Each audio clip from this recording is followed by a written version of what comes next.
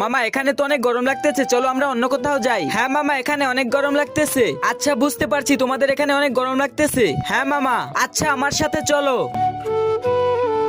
আমি তোমাদের আগে গাড়িতে উঠবো। মামা ও তো আমার আগে উঠে বসলো।